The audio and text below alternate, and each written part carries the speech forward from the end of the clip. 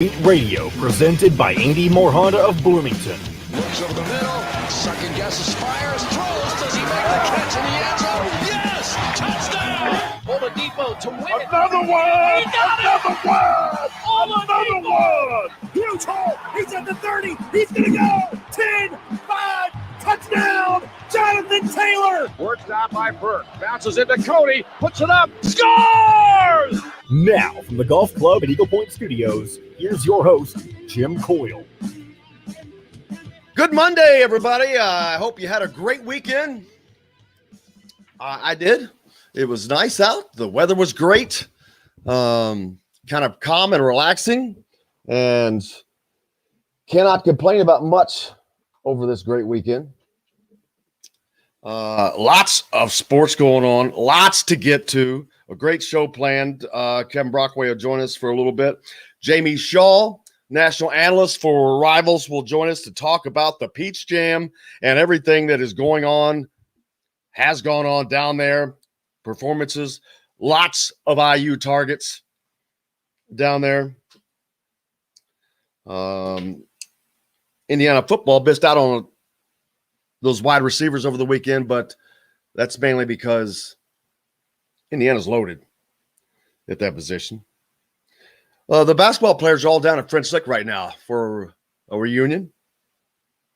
Team USA gets one out over Spain.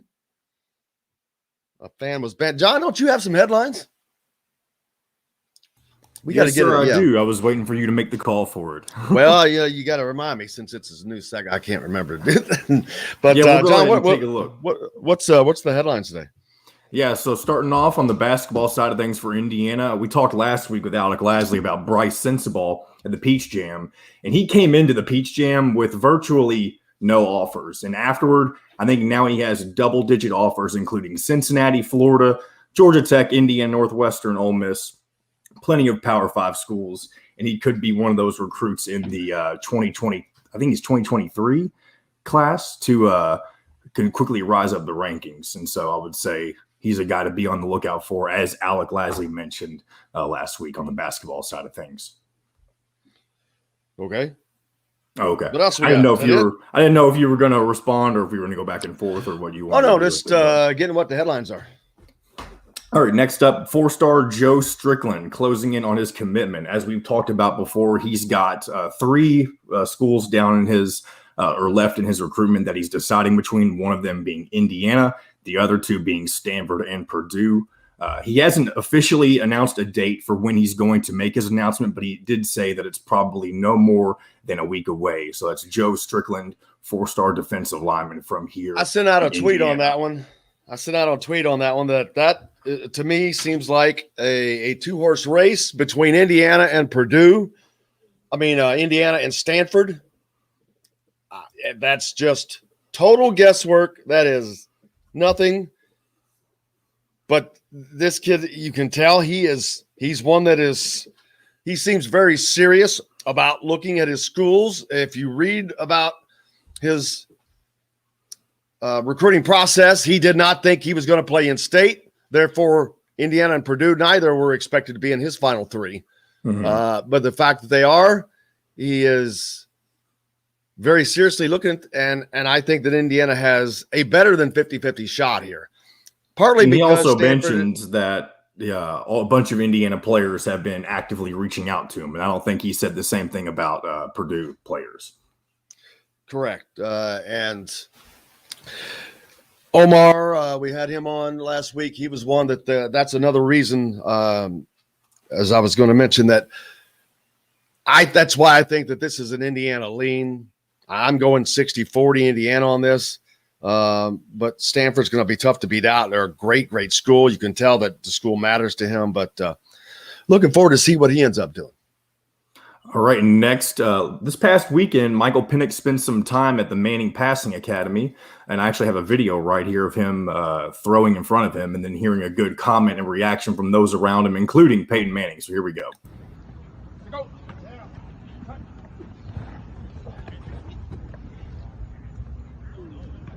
Good throw.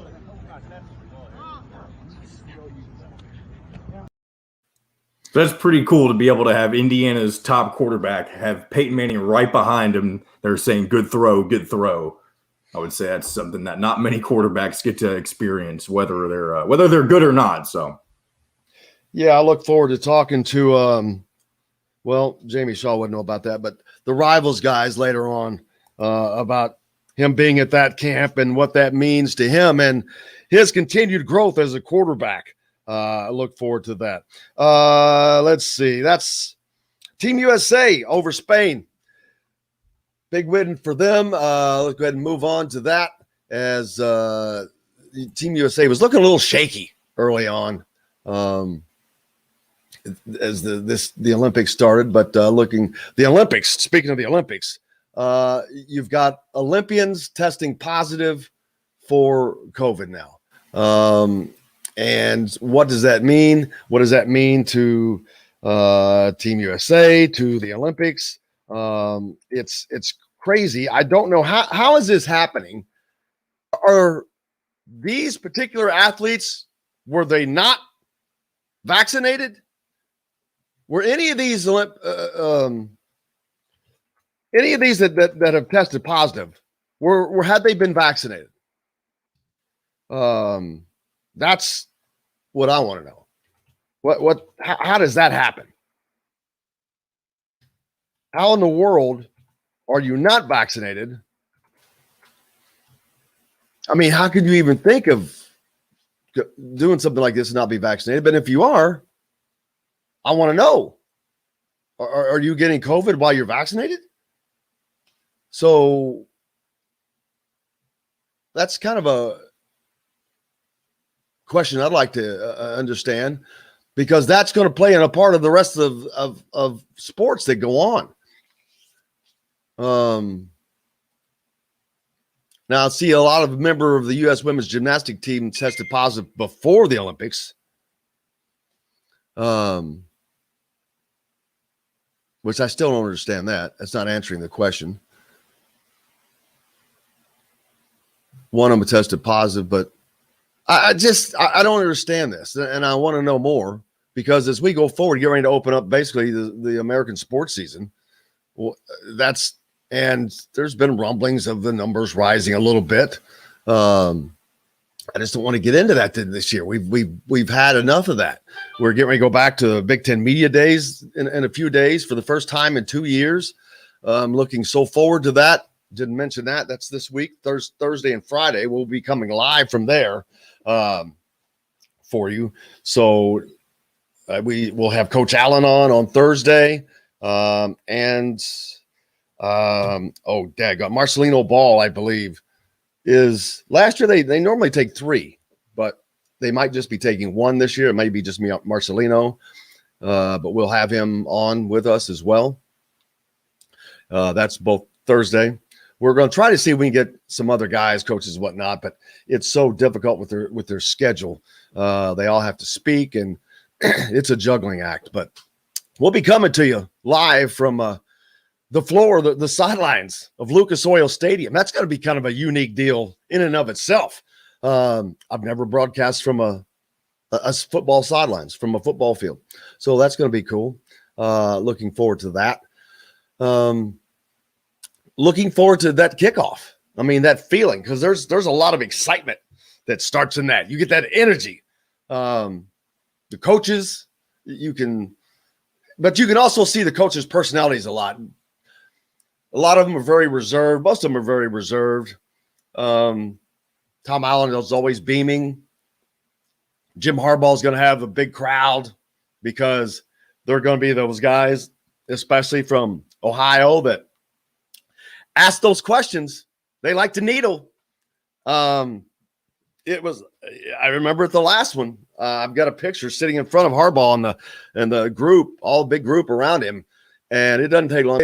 And he doesn't shy away. He gladly does his part to provide those great answers. So thanks a lot for joining us on the Andy Moore Honda Hotline. As a matter of fact, Robert Carter, the truth, says good morning. It's time for IU basketball.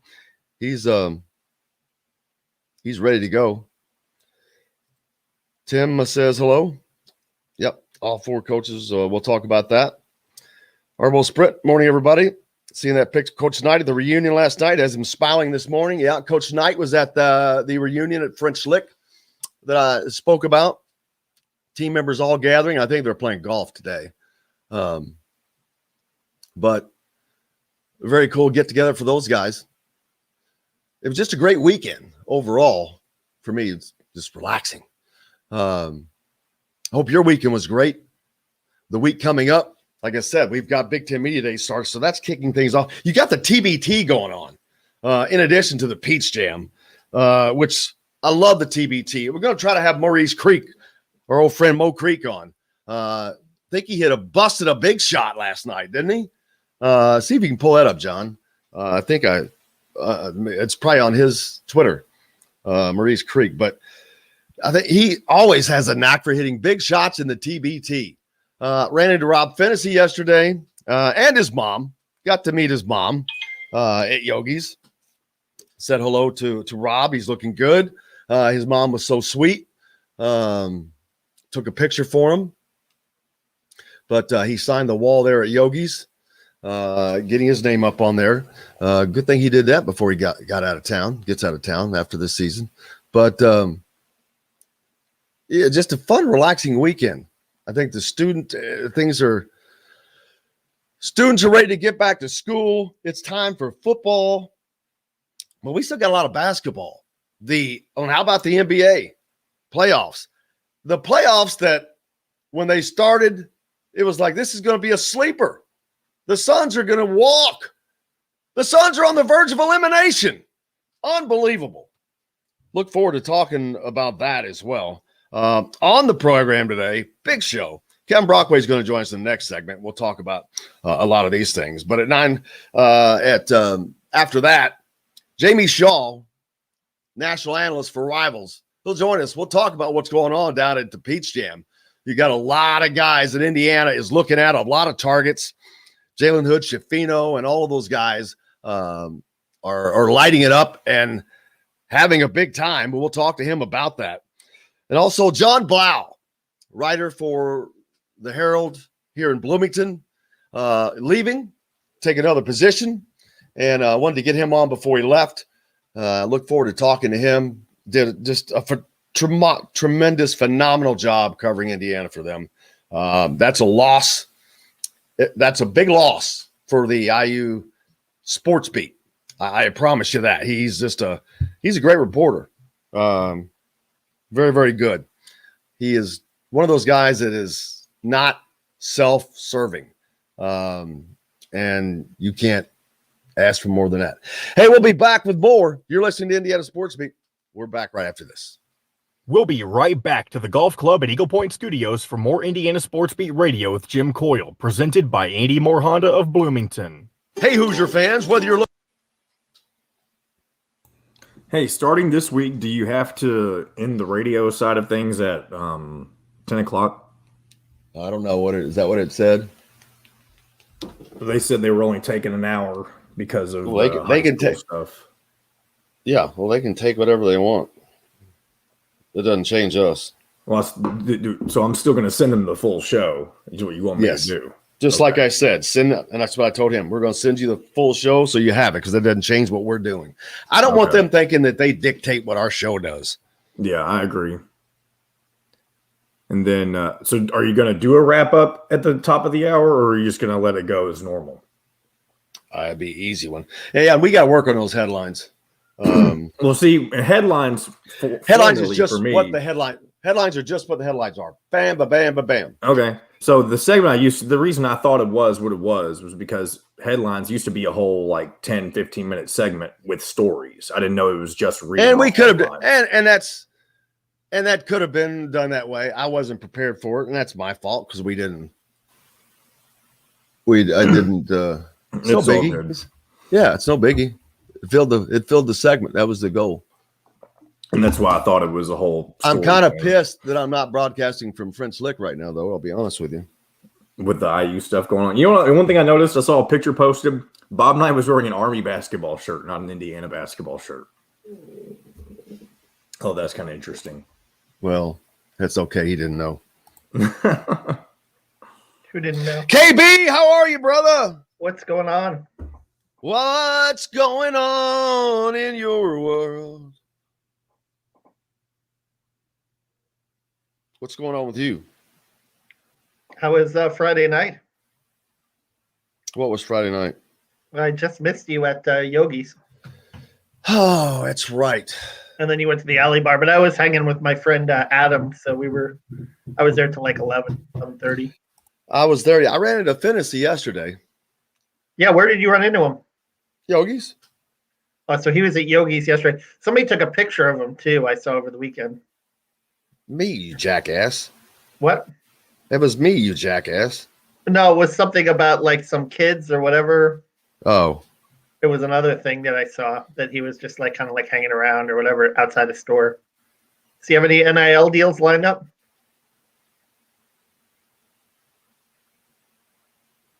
I would say coming no. back. Seafood. Sam's Ale House in Carmel and on 86th Street in Indy have a long list of craft beers and all of the right foods to go with. Plan a day on the links at Eagle Point in Bloomington, then stay for dinner at Sam's Clubhouse. Sam's Restaurants, professionals in the art of food and drink. This segment is brought to you by Andy Moore Honda of Bloomington. Now back to the Golf Club at Eagle Point Studios for more Indiana Sports Beat Radio with Jim Coyle, presented by Andy Moore Honda of Bloomington.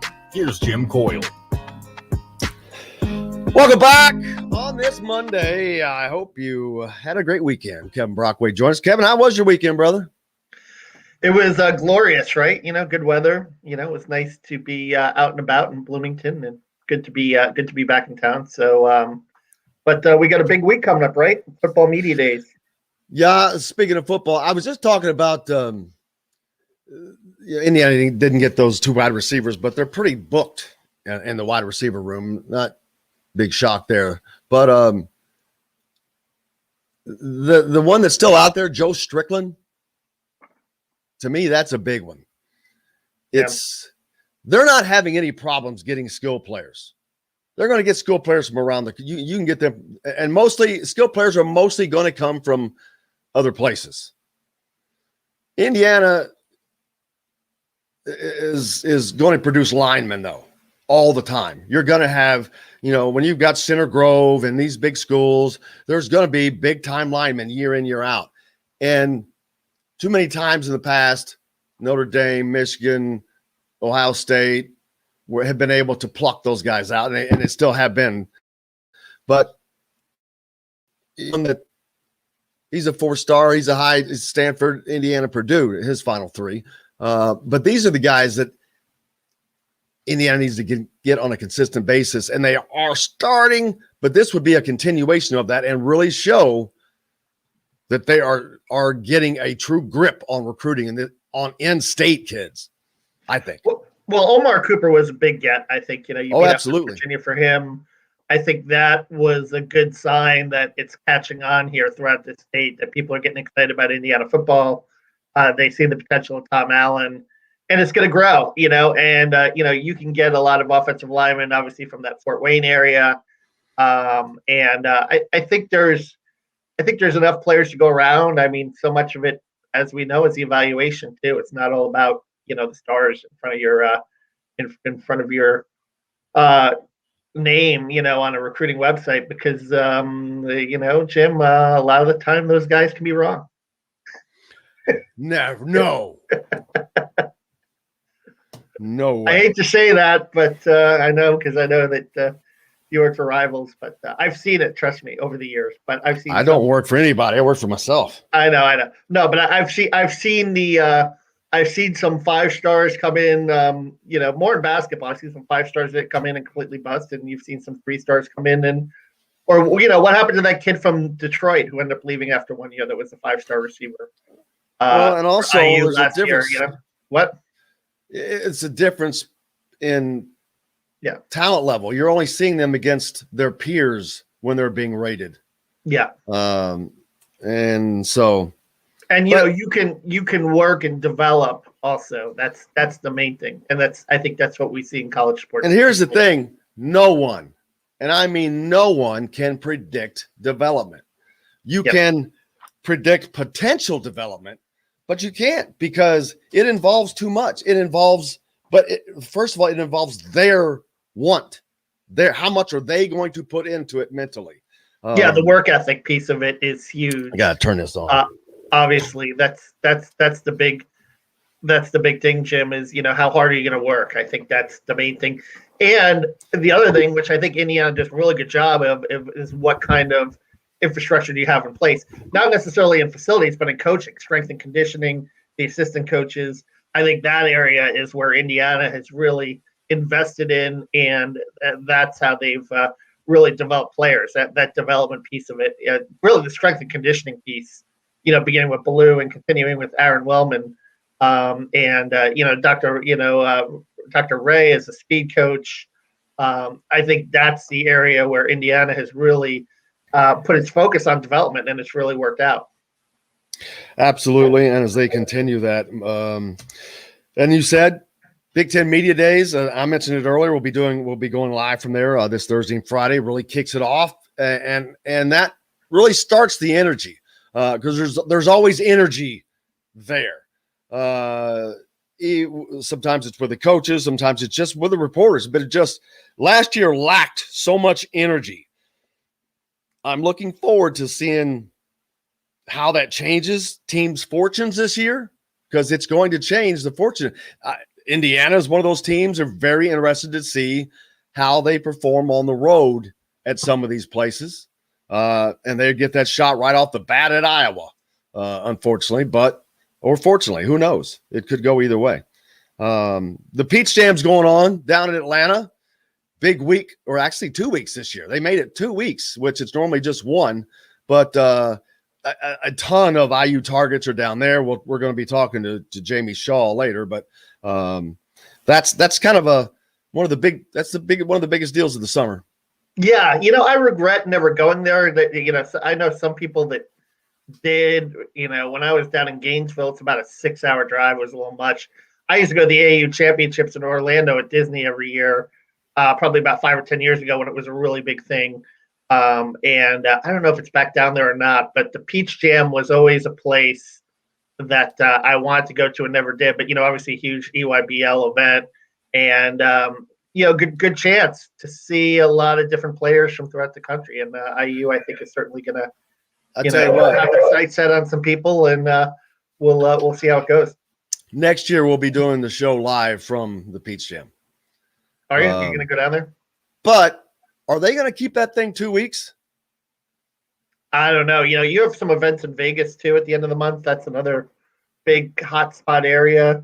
The EYBL does. So, that's kind of I think they try to space it out so that you, just have different events on different weekends, and have guys flying about. But it's that'd be fun. Go down to North Augusta. You can go to, Augusta National too, right? Play a little golf there. Yeah, I'm sure I can get right on. They'll let me right on. That would give you a little media, thing, Yeah. To say you can publicize that. It, From Amen Corner, Jim Coyle. Exactly. But yeah, we will do that. And there's also Adidas events coming out still. What's their big event coming? The Gauntlet. That down in Hoover, right? Birmingham or no? Yeah. Yeah, they have one down there too. So it's gonna be good. But I'm excited about next month, seeing the players who Indiana has, in the Bahamas and the lead up to that. That's gonna be. So are you going to the Bahamas? I am not going to the Bahamas, but it's gonna be interesting to hear and talk to the players a little bit about how they're coming together under Mike Woodson in this first year, and the fact that they're getting this extra practice time is going to be tremendous, I think, for IU and for all those players that are going to get a chance to kind of work together and grow together. So, hearing some good things about Tamar Bates also. Oh, absolutely. Michael Penix was at Peyton Manning camp. Was that over the weekend, John?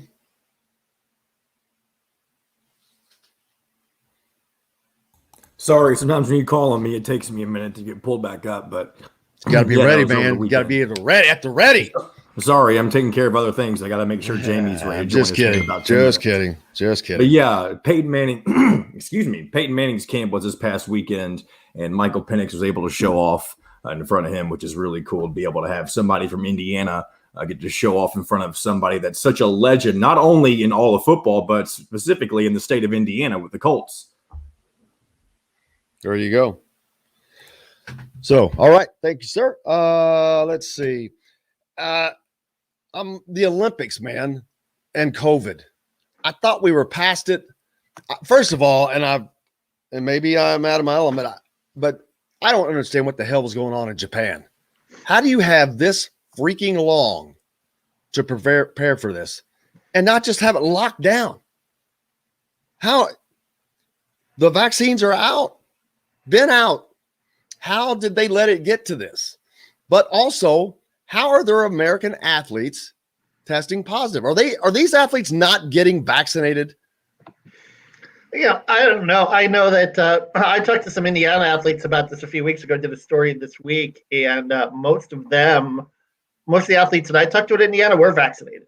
So, and the coaches and, Ray Lewis was talking about that. So I do know, it is going to be pretty strict when they get there. There's going to be no spectators. But they're already having problems, though. They're already having Olympians test positive, and didn't one test positive over there? Well, you're bringing in people from all over the world. Brazil is still a mess. I think that's the issue, too. It's like you're bringing in people from all these different countries together. And, I think that's a problem, and I think it's something that, is very hard. But apparently they were supposed to be testing these people before they got there. There was a problem in a hotel, I read, right, where the Brazilians were staying. So I don't know if it was someone from Brazil or if it was someone from Japan. Well, Brazil is not exactly. Didn't Brazil have like one of the highest cases in the world? Yeah. So it's like I said, it is going to be, Friday's opening ceremonies, and it is already off to a rocky start. But I think the athletes that are healthy, that have prepared now for 5 years, really want to, follow through with this and do this competition. So I think they're going to try to forge ahead and do the best they can with it. Yeah, it's let's see here. Alternate. It's an alternate, but it's the fact that how close were they to other athletes? Ray Lewis said a couple of weeks ago they're going to have cell phones. They're going to triangulate people, and if you're near someone that has COVID, you're gone. You're going home. And Andrew Bianco, who's diving for IU, also said that I think they're going to also have athletes leave like a day or two after their events. So you're not going to see many people at closing ceremonies either. It's going to be like you're in and you're out. It's not going to have that same Olympic feel, unfortunately. Well, and it does, but it's better than it's better than an empty stadium, better than or they're not having fans. So that's what I mean. Yeah, it's better than not having it. Better than not having it, I guess. Yeah. So there's that. Team USA basketball looked like they bounced back. They had a good win against Spain the other night, and that's a good win. That's a good win. Pau Gasol, you're facing Ricky Rubio on Spain. So, but Team USA looked like that they were, finally starting to come together a little bit, and maybe Coach Pop will be a little less grumpy going to Japan, after that performance, because they really Damian Lillard and Kevin Durant really kind of stepped up there, and feel bad for my guy Bradley Beal, who tested positive as well. Who is going to be out. Is he? So I'm assuming he's not vaccinated. He's not. Well, you can be vaccinated and get it. Man, I want to know if these athletes are vaccinated and getting COVID. I want to know that. So the issue is often not. I mean, basically, the vaccine is not necessarily protecting you from getting the virus. It's more protecting the effects of the virus, which is, hospitalization. So really, if you're vaccinated, it's kind of like a shield, but it's not going to necessarily protect you from getting it. I mean, the issue is, Jim, is like you and I, we're not getting tested every day. These athletes are getting tested every day.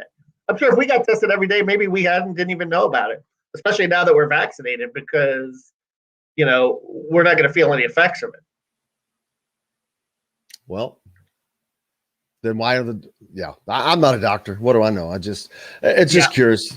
That's just some of what I've been reading the last couple of months on the subject. There were a bunch of New York Yankees that tested positive last week and that are on the COVID IL list. But I mean, if you looked at Aaron Judge, who was one of the guys, he was fine. He was hitting homers. He was healthy. He wasn't debilitated.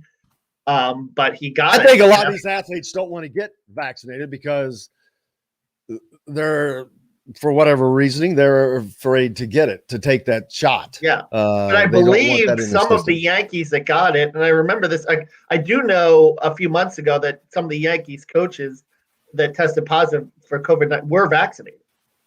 So it doesn't necessarily protect you from getting it. Like I said, it just protects you from the hospitalization aspect of it, from the debilitating aspects of it. John Rahm, I think he was vaccinated, possibly, because there's an actor. I pulled up a Wall Street Journal article. I can't read it, but it says why vaccinated athletes are testing positive coronavirus. Yeah, and it shows a picture of John Rahm and it's at Chris Paul. But it's very interesting, man, and that's going to be very interesting going forward this season, because where this greatly affects countries and their efforts to win medals. Again, we get back to college sports and how quickly they could spread on a team, and you take the wrong guy out, man, it's devastating a college football team. Yeah. Well, I think it raises the question too: should all teams be required to be vaccinated? Well, then you can't force that upon people. That's the thing. Tom Allen has said it's a personal choice. I know that in Indiana, that's been his, that's been his philosophy on it. But right. Well, didn't IU was trying to require all of its students to be vaccinated, and that's being challenged in court as well. Yeah, they're getting a lot of pushback on that. I would sure like to know if they aren't, but oh well. I appreciate you, Joyce. What do you got coming up next? I know you'll join us tomorrow, but what are you working on for yourself? We still got the Big Ten countdown of Big Ten Media Day, and at Big Ten Media Day, I think I'm gonna kind of explore the NIL issue a little bit, see how it's impacting teams, what coaches think, how it's going to impact the season, the fact that for the first time these athletes can make a little money on the side. Absolutely. Well, we'll look forward to it. Look forward to seeing you tomorrow, and I'm sure we'll see you this week or at the end of the week, Thursday and Fridays. We're all up at Big Ten Media Days. Thanks a lot, brother. Appreciate you. No worries. You betcha. Kevin Brockway joining us from CNHI Papers here today. Up next, Jamie Shaw, national analyst for Rivals. Been down at Atlanta for the last week of the Peach Jam. We're going to talk to him and see what's been going on with all the targets that Coach Woodson and staff have been watching. We're back right after this. We'll be right back to the Golf Club at Eagle Point Studios for more Indiana Sports Beat Radio with Jim Coyle, presented by Andy Moore Honda of Bloomington. Whether you're looking for a relaxed... Hey, will you shoot Jamie a text? I don't have his number, but I'm sure you do. Just let him know the link is in his email.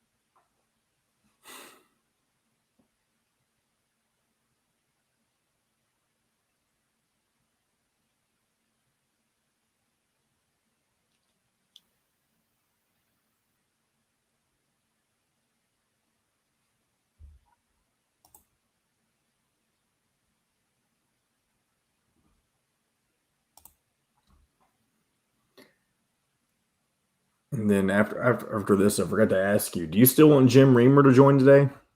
I didn't send him the link. I forgot about it. If you want me to, I can, but I don't have to. Just hold on. Okay. Did I ask anybody else?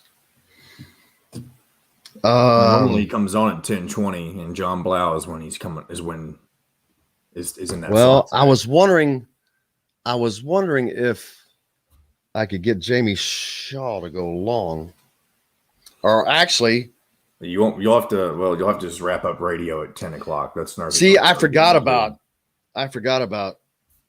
Reamer, and I wish I would have timed this differently.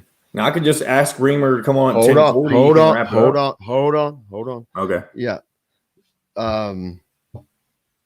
I think we can get Reamer on at 10. If Jamie can stay on an extra segment, that would be great. Okay. Then Reamer can stay on from 10:20 to 10:40. We can talk about the other events that were going on. Would you want him on with John Blau? Hold up. Boy, you got to let me finish. I'm just making sure. I'm trying to keep your thoughts straight. Okay. And then I'm just say we're going to drop him and move on to John. Hey, Jamie, how are you, brother? Good. I hope you are. Cannot complain, brother. How's your weekend? It was good. Busy. You know how it goes. Yes, sir. Appreciate you joining us. No, All absolutely. right, I'm gonna go ahead and bring us back in. We got 15 seconds. Honda Accord LX front-wheel drive lease for just $270 a month. Andy Moore Honda Bloomington, Bloomington's #1 Honda dealer. Come see us at the all-new Andy Moore Honda, now in Bloomington. Today's guest is brought to you by Reynolds Family Dentistry of Sellersburg. You need $1 million smile for those championship photos, and that's exactly what you'll get with Reynolds Family Dentistry. Now back to the Golf Club at Eagle Point Studios for more Indiana Sports Beat Radio with Jim Coyle, presented by Andy Moore Honda of Bloomington. Here's Jim Coyle. Welcome back on this Monday. Appreciate you joining us. Now we have national analyst from Rivals, Jamie Shaw. How are you doing, man? Jim, man, I'm real good. I appreciate you having me. I thank you for joining us. You are the man on the ground. There's so much going on, too, out there right now. But you've been hooked up down in Atlanta with a Peach Jam, which has gone from 1 week to 2 weeks. Is that just for this year? Yeah, so they didn't have typically they have 3 or 4 sessions, I guess, and then also with the Peach Jam. So they had league play to get standings for the Peach Jam, and then they'll have Peach Jam, which is bracket play. Do you like it better this way or the other way?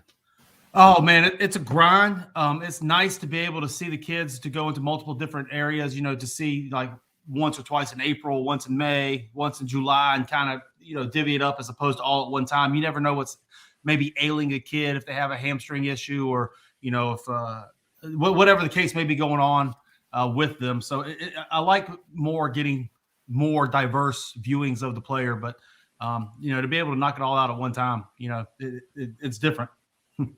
There is a ton of talent to watch. There is a ton of talent down there to watch. Of course, I don't know where to start with Sensabaugh or Schifino. Man, both of them are playing very, very well. Yeah, absolutely. They've been great. Schifino, he switched over to Team Thad for July, and he's been pretty unreal playing with this Team Thad team. He's a big 6'6" guard. He's comfortable playing on the ball. He's also comfortable playing off the ball, which has been nice to see. I mean, he's averaging 16.3 points and shooting 44% from the field. 3.9 rebounds, 1.4. I mean, he's just a big guard who could do so many things on the floor. And he's playing with a tough-nosed team, so he'll get out and defend and do all that type of stuff as well with Schifino. And then I mentioned Sensabaugh, who has just received a ton of offers here all of a sudden, ramping up after his great performances. So he's getting a lot of mileage. Yeah, no, absolutely. And Sensabaugh is a unique prospect, and I'm going to be interested to see how things end up working out with him. He's an incredibly offensively gifted player, a big, thick body, probably 6'5", 6'4", 6'5", maybe weighing 235, 240. And, he looks like somebody that could be possibly a tight end or something like that build-wise, but he's so offensively gifted. The game comes so easy to him when he comes to passing the ball and, to being able to score the ball. Again, 16 points for him, 44%. He's able to handle, shoot, and pass a little bit as well. But his team is so absolutely loaded. That same team has the Each One Teach One team out of Florida. They have the Dylan Mitchell, who's ranked in the top 30. They have Taylor Hendricks, who's ranked UCF commitment who's ranked in the top 100 as well. They have Bruce Thornton going to Ohio State, who's ranked in the top 25 as well. So they're just an absolutely loaded team. So the touches may not come as much to him as they do the other players throughout the event, but he maximizes what he does with each touch. Yeah, he just seems like a player that is just more and more seeming to be a Mike Woodson player, an all-around a guy that can do it all. He's one of those type players, but we don't know what a Mike Woodson player is when I say that. Exactly. Yet. But I don't know that Mike Woodson knows what a Mike Woodson player is yet before we get to these other players. He's out looking at everybody, and there are a ton of offers. Mm-hmm. And this happened during the Tom Crean era, but that was a different situation. Mm-hmm. He was just recruiting over people. Mike Woodson has said, hey, I'm going to recruit over you. Yeah. And he's just going to let them fight it out, basically. Mm-hmm. Talked with Alec Lasley, who writes for thehoosier.com, and in conversations I've had with some other people, they were going to offer 2 and possibly 3 on each position and let that be a war. And because they're on out all those offers, they're not coming to Indiana. Yeah. But who wants to come to Indiana and who Mike Woodson wants to be at Indiana, I think that's going to be a big difference now for the players you see on that bench. Yeah, absolutely. And it seems like on the outside looking in that he's getting a kind of a new feel for the program about it, some new excitement level about the program with it. On the outside looking in again, there were some question marks with the hire when it initially happened. I know that internally people really wanted to keep it in the family and they're excited about it coming in and everything. But externally, there are some question marks coming in. But the earlier returns of him coming in seem to be incredibly impressive. He's out recruiting. He's out there looking at players. He's offering the right players, getting players up on visits and building kind of an aura about the program, bringing it back to the levels that it was 20 or so years ago. Let's see. I think with Chuck Wu, I think he's kind of a Baylor lock, but he's been playing very well. Caleb Glenn, another kid that's been playing extremely well that Indiana has looked at, runs the floor every time. Seems like he's a pretty high motor kid. Yeah, we got him in the top 75 in the 23 class. This was my first time putting eyes on him live this past week in a year or so. And he very physically impressive player, big, strong guy. He runs well. He's got a lot of pop in his game. Where he really stood out was that he was, standing at the high post and he was able to rip through and make a play on his man. So the ball skills, the size, the athleticism, he was able to knock down shots. He had touch and all that stuff as well. Just a really impressive player, probably at about 6'7", maybe 220 or so. Big, thick-bodied guy for a 2023 prospect. He was a matchup problem in the game that I watched. They couldn't necessarily guard him because of his size, athleticism, and quickness, and ball skills as well. Very, very, very good look that he had. Yeah, that team Thad you mentioned, they just became a one of those power teams all of a sudden. We've seen that happen in the NBA, so now that has spread to the AAUs. Yeah. But I think Yasir Rosemont for Indiana staff was there watching Team Thad versus Expressions over there. But those they move around so easily like that amongst teams. I would think that you'd want to be on a team that where you could shine more than being on a team where there's so many guys are trying to get that limelight. Well, it all depends on who you are as a player. I mean, some guys, they do go to teams where they're not as talented, but they're able to go in and get theirs. And some guys, like a Huchefino, he was previously on the CP3 team. CP3 also has a player named Jaden Bradley, who's a top 20 point guard in the country. And they were kind of similar type players. So Huchefino going over to this Team Thad team, there was a hole there for him to be on the ball and play a lot of point guard with them and showcase that he can do that, because also with the Montverde team that he plays for during the high school year, he's more in an off the ball role. So going to this Team Thad, it showed that he's able to play on the ball, and it's been great for him. I mean, he's averaging close to 19 points per game. He's 5.8 rebounds, 4.4 assists, 1.6 steals. He's showcasing what a big 6'6" guard can do. and what he's able to do. And he's really taken a big step for himself this past week. I'm excited to hope that this next week has the same showing for him, so he's able to continue to rise up possibly in the rankings. Will you go back down there? I'm not. Rob Cassidy's going to go down there from us. So I was there from Tuesday to Saturday, so I got to see. That was enough. I know. And I know Rob was at the Under Armour event. Where was the Under Armour event? Under Armour event was in Dallas. I was there the previous week. So the previous week I was at Under Armour, and he was at the Adidas thing, and I met up with him at the Adidas thing for a little bit. I need to hook you up with my co-host on Mondays is former IU All-American Charlie Miller. He lives in Dallas. Yeah, absolutely. And so he was down in Under Armour in Dallas this week, and he'll be coming up next week. Who stood out most to you? I know I've seen a lot for Jaleb, for Hood Shafino, really, but who was there anybody that really just stood out that you didn't expect to stand out? Not that I didn't expect, obviously, because Nike, everybody's got talent, and it's everywhere that runs around. The two guys that really took a step for me, Shaden Sharp and Kyle Filipowski. They're both. Filipowski's been on an unreal tear. I guess 2 rankings ago we had him about 115. He's since moved up to 48, and then after this next ranking, he's going to have another huge leap as well, possibly in the 5-star status and all that stuff too. So, 6'11", Wilbraham Monson in the Northeast, playing for the New York Wrens, can handle, shoot, pass. He's shooting like 45%, I believe, from 3 on the weekend.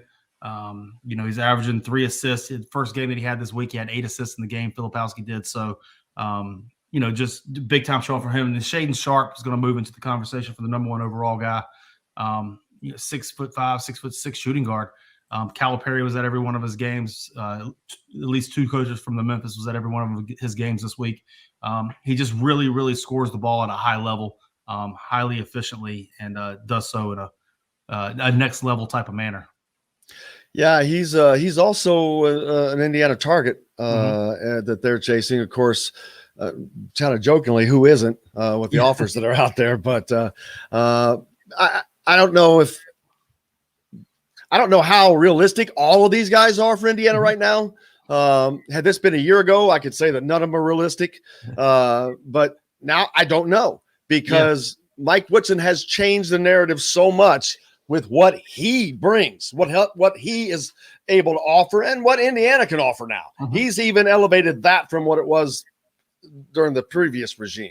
The NBA experience is proved to be gigantic for these kids. A lot of people had thought that, well, nobody's going to know who Mike Woodson is. They found out real quickly who Mike Woodson was. It doesn't take long. These kids are more into the NBA than some of the adults. They know more than a lot of these guys do, but it doesn't take long. They know what's going on, and they know where they want, especially once they speak to them. So that has not been an issue, but we'll still see who commits and who doesn't.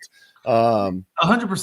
And every new coach wants to put his stamp on the program, on the stamp on the regime. He wants his players and all that type of stuff. And Woodson's done a great job, again, changing kind of the narrative as to what Indiana basketball has become and what it is and everything. And he's out there, when you have guys like Carmelo Anthony and everything vouching for you on the recruiting trail, people definitely know who that is.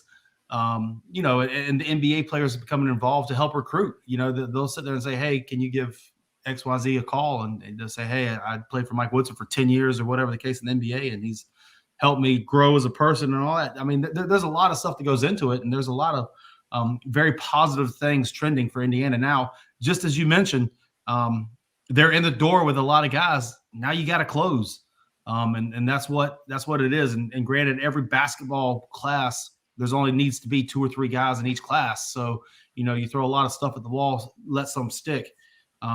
But now it's just up to closing. Yeah, and then you're going to run the risk now of, for the lack of a better word, pissing some kids off, because there's going to be kids that have an offer that don't end up coming to IU that might want to, and that's going to be a difficult thing for them to deal with, but that's life as well. You're going to learn when you get out there, man. You got to fight for that spot no matter where it is. Nothing's given. Yeah. You got to fight for it. You got to have it. You got to understand. I mean, these kids know that.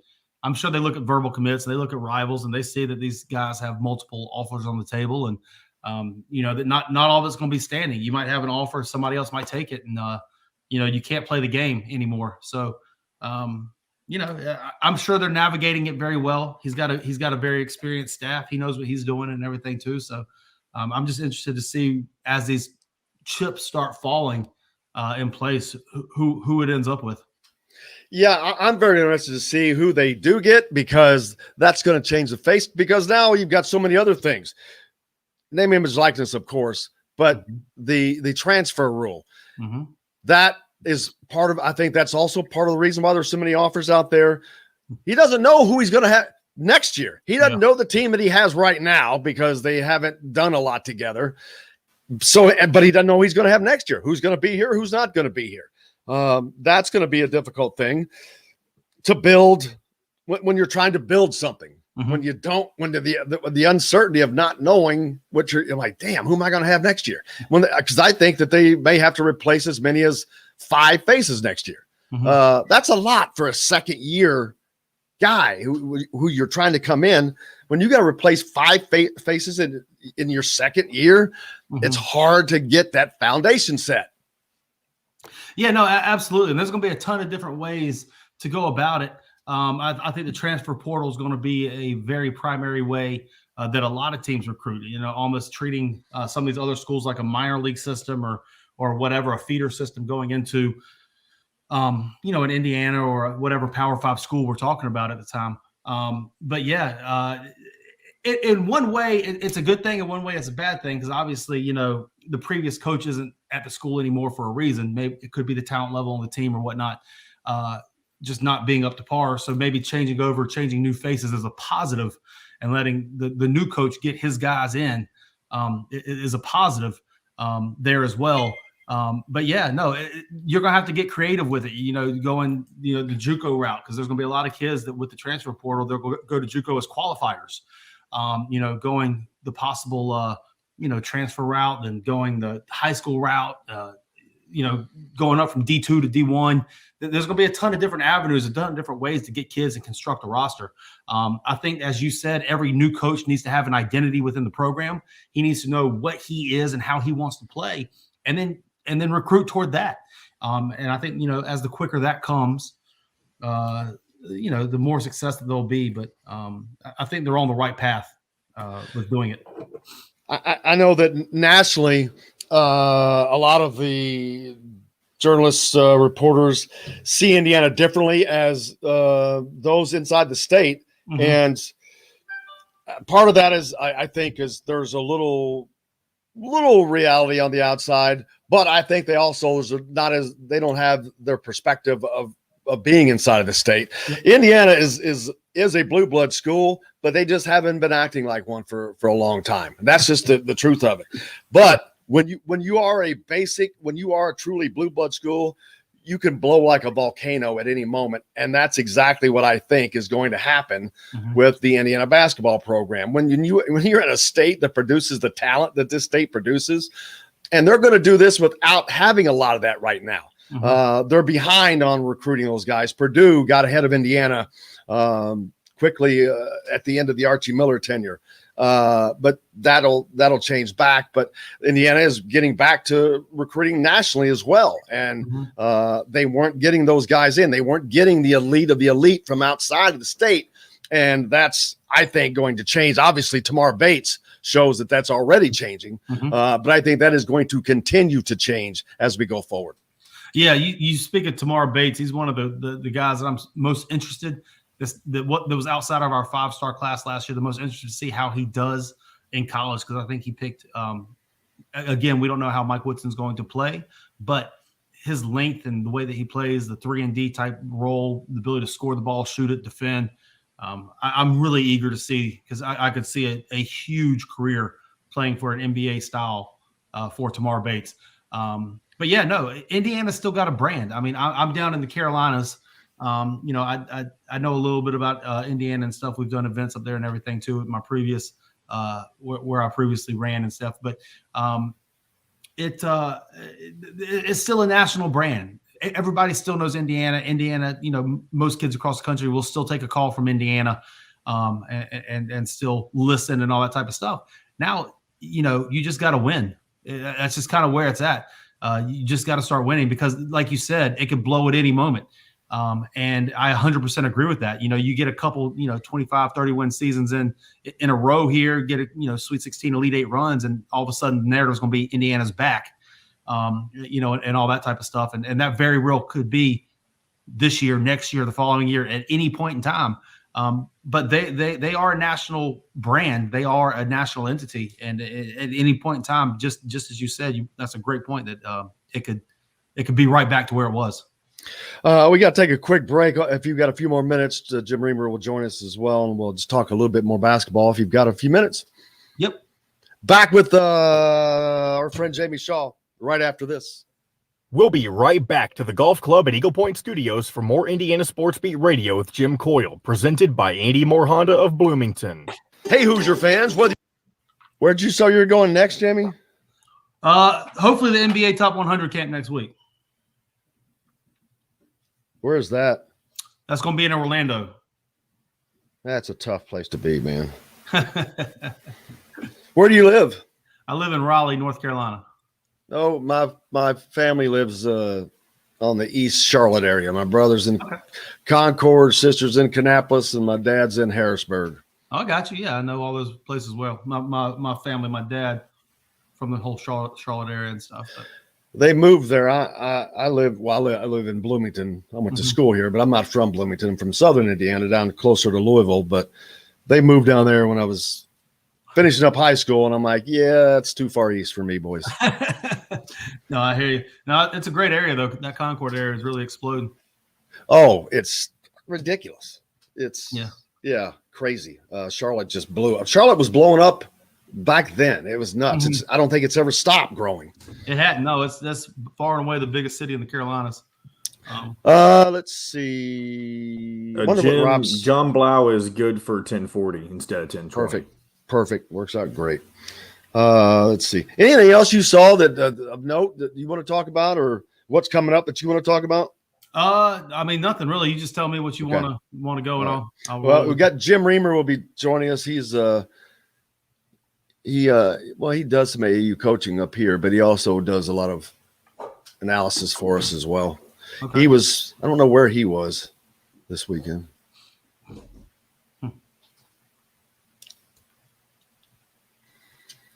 I've seen the Jim Reamer name. Do you guys now? Who will come to? I know football is different, but like for Big Ten media days for football, but basketball media days. Those will probably just be covered locally, by the local sites and everything. I don't by us. Yeah. I don't think Rob or I will make it up for that. Okay, I didn't know if you guys went to that stuff. Yeah, no, we're more on the recruiting, kind of from the high school to the college. Gotcha. Now, yeah, also, it's definitely you didn't wrap it up on the radio side. How do you want that to go since we're on for the next 2 weeks? We're just doing the 60 minutes of radio. You got to remind me, and I will do that. I mean, I did. I sent you a text reminder, but I think your notifications are off.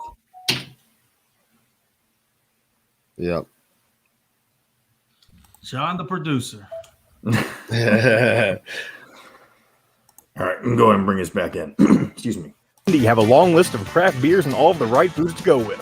Plan a day on the links at Eagle Point in Bloomington, then stay for dinner at Sam's Clubhouse. Sam's Restaurants, professionals in the art of food and drink. This segment is brought to you by Bubba's 33 in Clarksville. Pizza, burgers, beer.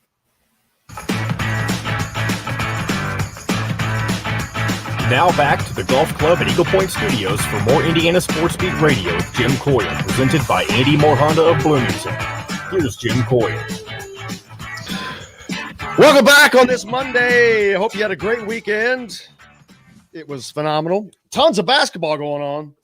Jamie Shaw was at the Peach Jam in Atlanta. We got Jim Reamer joining us. Jim, where were you? Louisville this weekend. You were down in Louisville for the grassroots. Yes, for the showcase. Yeah, lots going on down there. Who all was of note was in Louisville? Primarily Xavier Booker was down there, right?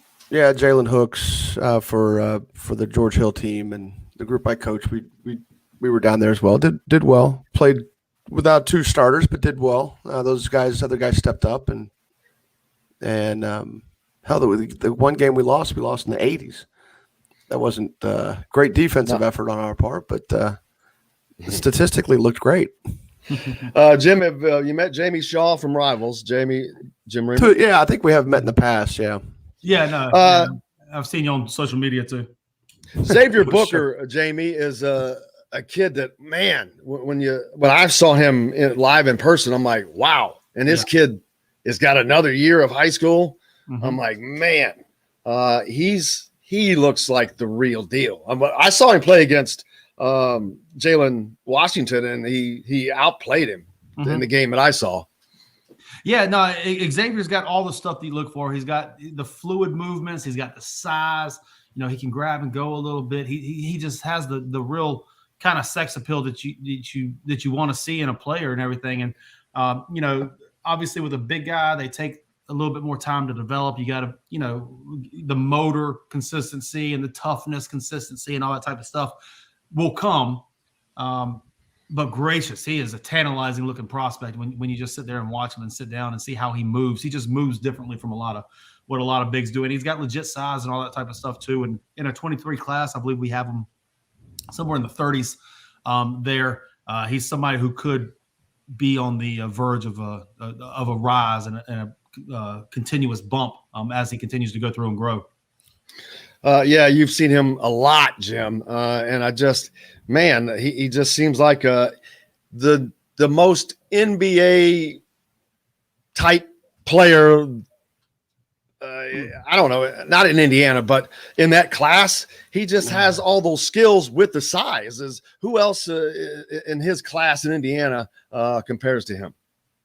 Well, I'm in the camp of need to see more with him, though. That's the thing, I guess. I don't look at this class necessarily as a group that's going to have a lot of high ceiling guys. He does have a high ceiling, but there's a lot still in his game that he has to refine, and it is things like consistent effort. It is playing without the basketball. It's there are a lot of things that look good with him, but there's also a lot of things when you really watch him off the ball and you really watch him play, there's still times where it's just not fully there, and it's not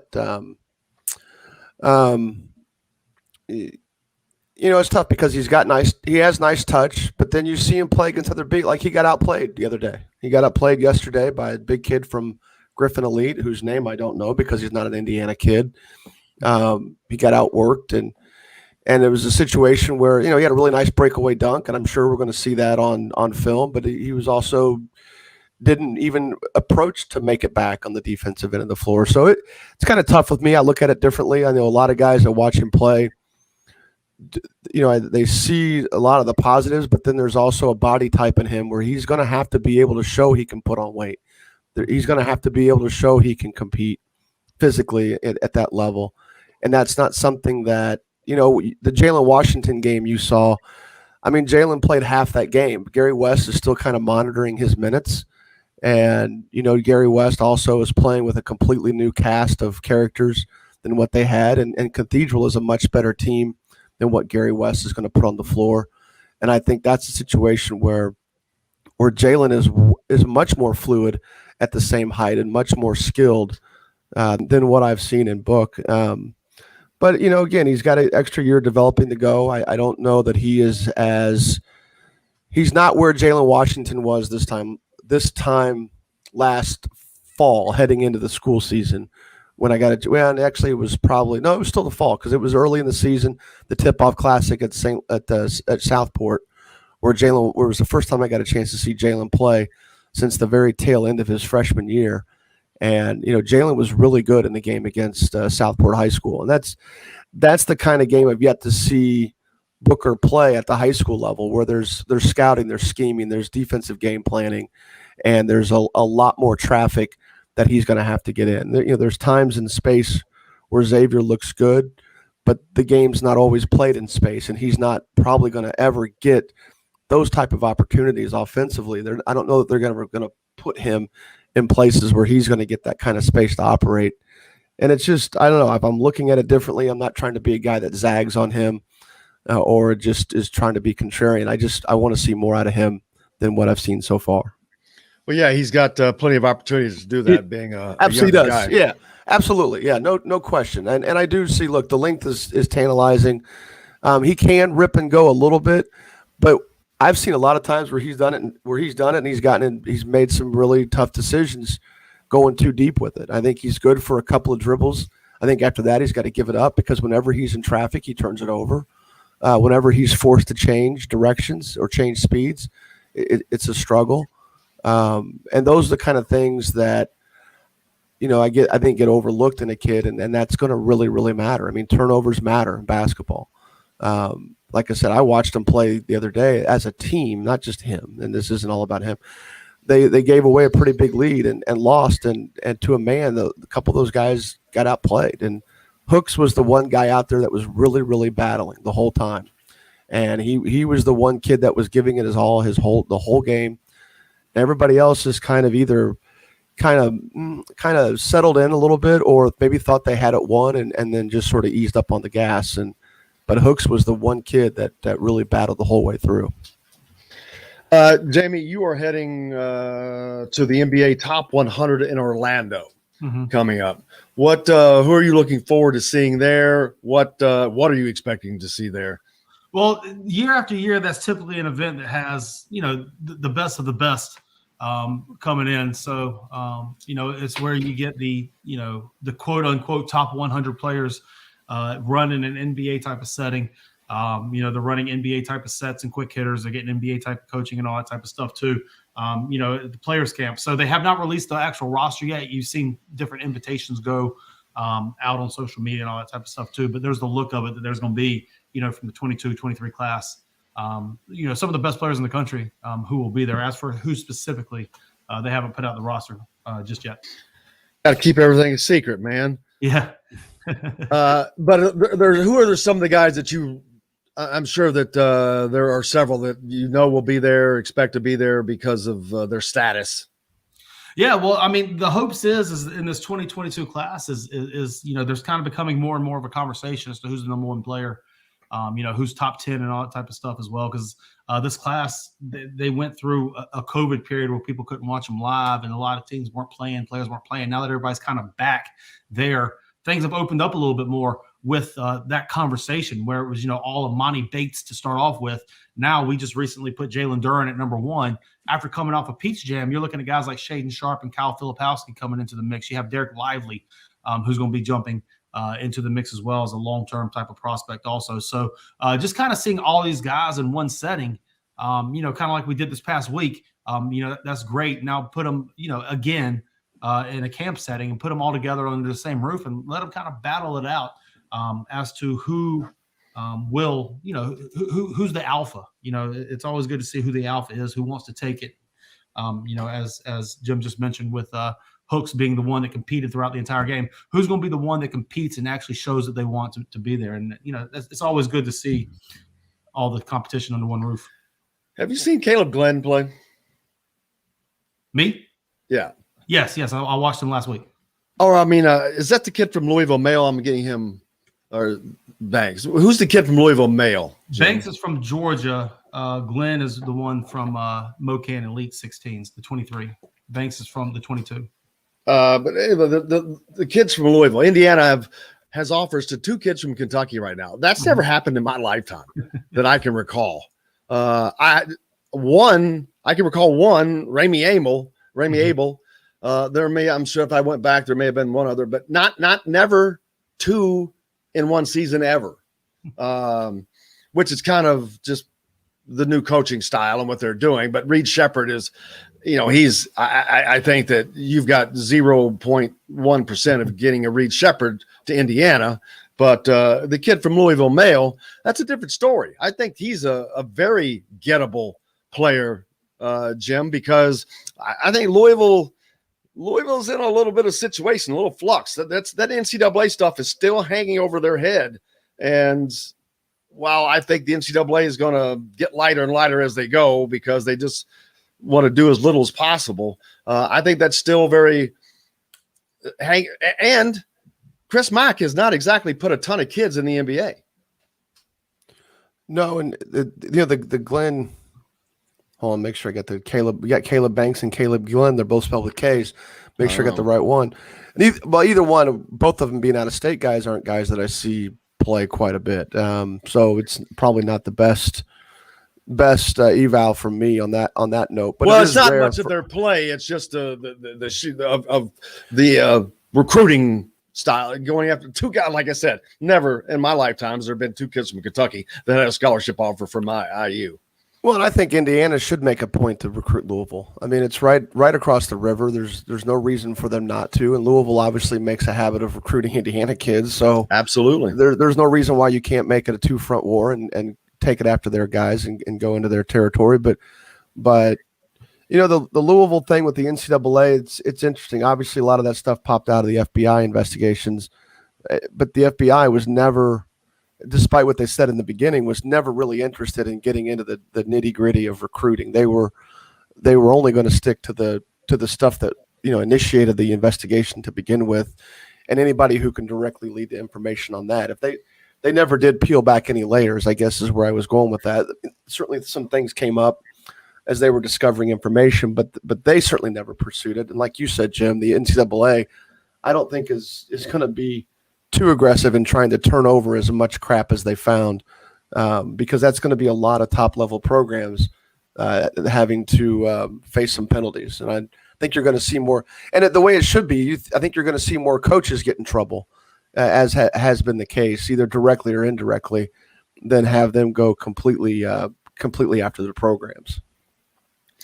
Yeah, Jamie, what's up next for you? I know you're heading, like I said, we know you're heading to the NBA Top 100 camp, but what all besides who? And I did ask who are some of the guys we don't know because of that. But what comes out of that camp for these kids? They got all these different stops, all these different tournaments that they're playing in, and each one is for a different reason. What are they getting out of this? You mentioned the training, the specific style of training, the NBA levels. It's very different than the AAU circuit. Well, and this is also one of the big national events. You know, it'll be live for college coaches. NBA personnel will be there as well. So it's one of the big national events, along with the Pangos camps, where they do truly get the best players from across the country to come to it. A lot of kids these days, there's not a lot of places where you can find all the top kids under one roof playing against one another. NBA Top 100 camp has traditionally been in Charlottesville. This year's the first year it's going to be down in Orlando. Does bring all the best down there. It is open to NBA scouts to come scout, and it is open to college coaches to come scout as well. So, you know, there'll be all the national rankings and all that stuff there as well. They'll be getting the college beat writers there interviewing as well. So all the media stuff. But it's just a high level camp. Jamie, that's this weekend. Yeah, coming up. Yes, it starts, Okay. I believe, on Sunday and then goes through the following, maybe Thursday or Friday. Yeah, I remember when Nike and Adidas, of course, had their camps, and of course the Nike one was always here in Indy. It was in, you know, you'd lose a kid or two to it, hopefully two, but sometimes, you know, you lose a kid to it. And I like that it gave kids a chance to step up. And some of the better stories, I wouldn't get into it here because I think we're about ready to go to a break maybe, but one of the better stories I have is a kid that ended up getting about 8 or 9 offers in the wake of one of our guys being at Nike camp. It just gave him a chance to step up. It gave him a chance to be seen without the other guard on the court. Basically, it was 2 kids that played the same position, and he had a whole 9 days to just kind of run the show and prove to everybody how good we were telling everyone he was. And I like those situations, and it's good for the kids to get to go to the camps, and sometimes it's also an opportunity for other kids to step up on their travel team. So 100%. I agree. Jamie, I can't thank you enough for taking the time to join us. We'll love to check back in with you as this summer progresses and the basketball continues to bounce, because that happens year round, unfortunately for us. But yeah, looking forward to it, brother, and have a great week. Have fun down in Orlando. Jim Coyle, thank you so much for having me and all that stuff. Jim Reamer, good to put a face with a name and everything too. Let's stay in touch and all that stuff. We'll do, Jamie. Thanks. Guys. Thank y'all. You bet. All right. Jamie Shaw joining us here on Indiana Sports Beat. And we've got Jim Reamer. We're back with him right after this. We'll be right back to the Golf Club at Eagle Point Studios for more Indiana Sports Beat Radio with Jim Coyle, presented by Andy Moore Honda of Bloomington. Whether you're looking for Thank you, brother. When you got to head out to Orlando? Headed down probably Saturday, flying down. Oh, that's not bad. Getting a little bit of time before it starts, and then get in the gym first thing on Sunday morning. Yeah, I'd love to get you on whenever possible. Let me know. Appreciate it. And anything you ever need to put out or promote, whatever, just let me know, man. Sounds good. Thank y'all so much. Let me know if you need anything. Jim, Reamer, it was great to see you too. Let me know if I can do anything for you. We'll do. Thanks, Jamie. All right, thank y'all. Thank you, brother. Thank you, Jamie. All right, Jimbo, what's new, man? Nah, not much. Didn't mean to rain on the Booker parade. I know I'm the lone. That's what it's the lone about, holdout. man. No, that's what it's about. I'm the lone holdout right now, I guess. Be that. I was the lone media guy beating Archie Miller's ass for 2 years too, and didn't do me any good.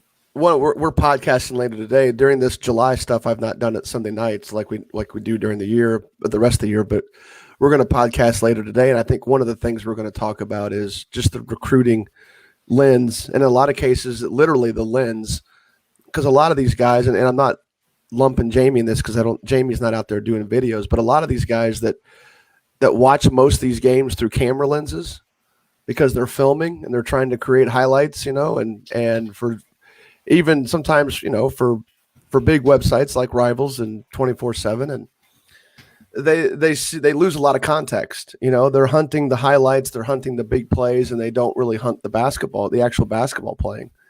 And that's a part of it where I think there's times where kids, a lot of their flaws get overlooked because they're literally not seen, because the camera always follows the ball. Right. And when I watch a game, I hardly ever watch the ball. And it's just a different type of viewing. And I think with the way the highlights and social media is going, more and more and more is viewed literally through the lens of one set of eyes, and it loses a lot of context. So how do I respond to people in this chat room? Do I have to be logged in? No, I just pop that up because I'll make that a question. Okay, there you go. I answered it on Twitter, but just to Robo. Okay. But he's also he's also pretty active on the boards too. So, and has always been active on the board. So I know him. I know that name from way back. So when I saw that pop up, I say RBO. So you say Robo.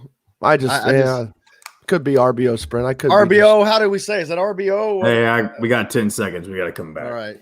I'm saying is that the all-new Andy Moore Honda, now in Bloomington.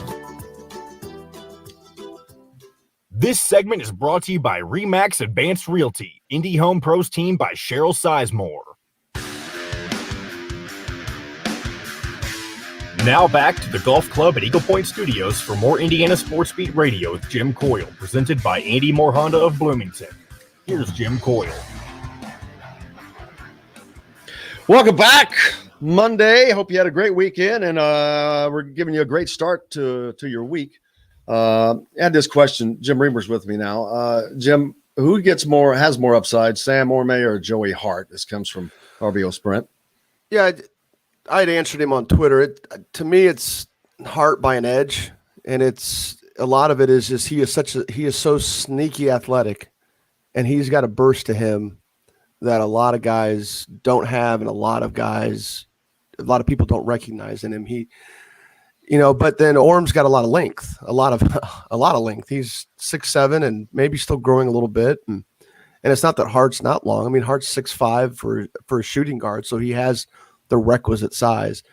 He's just a lot quicker and a lot more athletic than I think people give him credit for, especially coming from a small town in Indiana. His dad not known for being overly athletic. His dad's a friend, so I feel like I can joke with him a little bit. But I think both of them have a lot of upside. I think Hart is just trends a little bit higher for me, and but Sam's, Sam, they're going to be different positions. Sam shoots the ball extremely well, and be curious to see how much quicker he gets, because that's going to be the one thing for him is what will he guard, and I think he's still. I mean, obviously, he's still going to be a very good mid-major or higher player. So that means he's really good. Indiana kids that have made a name for themselves this summer that weren't known. That I'm not known, but not as, who has really stepped up their game more than any other during this summer season so far? I know we're not very far into, we're probably halfway or 3/4 through the summer sessions, you think? Yeah. I think the thing that goes with, that we've talked a little bit about social media creating this sense of urgency when it comes to recruiting, where in the past we would have never known much about a kid until he committed. And maybe more as the internet came on board that we started to learn more about offers, but this nonstop barrage of information sometimes can make it difficult for kids that aren't getting offers or kids that aren't getting looks, because a vast majority of the recruiting is done one class at a time. I do think that Orm is a kid that has kind of broken through a little bit. It really started for him around Christmas when he was basically forced into more varsity time and performed well. And he continued to do that throughout the course of the rest of the season. Joey Hart, I think, was a kid that was getting some looks early because Indiana State had already recruited one of his older teammates. And of course, Joey's got has a good relationship with the coach at the time, Greg Lansing, and Indiana State was first on board with him. And then that coaching change, I think, changed the disposition of his offer and whether or not it was still there. But they have since re-upped that offer, and now Northwestern's gotten involved. And I think Joey's showing that he's a guy that can really be the focal point of an offense and carry a team. And that's something that's essential. I think if you're going to be a high major player at some level, you've got to be able, especially a wing, you've got to be able to carry a team either on the offensive end or just be an absolute, utter lockdown defender. And Joey's that kind of guy on the offensive end of the floor. Other kids that from Indiana that have stepped up, right now there's 7 kids that have offers. So I need to maybe check that again here. I wish I would have. That'd have been a good question. Let's see where my offer sheets are. Let's see. Gosh, I'm on my own website. You need a scorecard for that. Well, I've got. Are you kidding me? Well, we keep them. That's the thing. I know, but you got to have a freaking Excel sheet for that right now for Indiana's offer sheets. I promise. Oh, you mean I use offer sheets? Yeah. Oh yeah, you got to have an Excel spreadsheet for that one. Hang on a second. Where do you think I'd know how to? Yeah, I run into that problem quite often. Think I know how to do my own website, right? Well, we're getting more. 1, 2, 3, 4, 5, 6, 7, 8, 9, 10, 11, 12, 13, 14, 15. I had 16 kids out of the class of 2023 have offers. Not all those are D1s. Let's count the ones that are D1 only. 1, 2, 3, 4, 5, 6, 7, 8, 9, 10, 11. 11 kids in Indiana 2023 class have Division I offers so far. So, and then another handful have D2 and NAI offers. And sometimes it's pretty rare for those schools at that level to be that aggressive, but more and more they have become that because some of these kids don't want to travel far away to smaller schools. So they will be more inclined to stay close to home, especially with as good of a D2 situation as we have here as far as the caliber of school. And then the NAI level teams are just off the charts at that level. We've got a lot of really good ones. We've got really good teams and a lot of really good teams. So NAI level basketball in Indiana is strong and it provides good opportunities for kids. So, but yeah, just 11 kids have offers so far in the class of 2023. And some of them got them early and then haven't really gotten more in, gotten more since they first got their initial burst. So I know that football is not your track, but I wanted to mention that Tywan Mullen and Michael McFadden were both named to the Bednarik Award watch list from Indiana, and that Michael Penix Jr. and Ty Freifogel named to the preseason Maxwell Award watch list.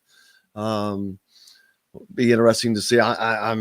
We got Big Ten football media days this week, Jim, Thursday and Friday up in Indianapolis, man. Looking forward to that coming from Lucas Oil Stadium as we get closer to that. So there's so much going on it's all fun and excitement. Hope it stays that way. Are they doing those? They're doing those in person, obviously. Are they going to be? Yes, everything is live and going to be spread out. Well, you got the entire Lucas Oil Field floor. Yeah. So that's a pretty good distance. I mean, that's you got enough room there. It's all open air. So yeah, I mean, I'm good with it. I'm vaccinated anyway, but I'm good with it. Do we want to talk about some of these 2023 kids that are out of state that I've had a chance to see? Absolutely. Owen Freeman, 6'10" kid from Ohio. I don't know what school he's at. Need to check that. Bradley Burbanus Community High School. Great body, great hands. I'd say a good athlete, not a super athlete. He's got a little bit of Duncan in him. I don't know if he's as long as Logan is, but he's got that same type of frame, and he's just willing to throw it around, but he's not a stiff. And Logan isn't either. That's one of the nice things I liked about Logan was that he was pretty mobile. So he's going to be a good kid to track, and he'll be a nice, he would be a kid that probably when he's a junior and senior, you'll see him maybe being more of a starting option. I don't think he's going to come in right away and impact a high major program, but a kid that as he develops strength, his skill set is good. He's got a chance to be a good guy that can face up and score as well as be physical down low. You already mentioned Reed Shepard. He's really good. I mean, he is athletic. He can shoot it. He is kind of a complete package. He's better than his father, I think. Yeah, he's more athletic than his father was at that age. And I barely remember that. But Reed is definitely offensively, he's the complete deal. Defensively, he works at it. He's not something that mails it in. Gabe Cups is the third guy I wanted to talk about. He's a true point guard. He is a kid. He can score, certainly, and probably for his school team he has to score. But he is definitely he's a true point guard. He's always looking to find the next guy. He's always finding the next guy too. I mean, it's not just where he's looking for it and trying to thread needles and make great plays. He finds the next play, and he does a great job of creating it too. And definitely a kid too that works defensively.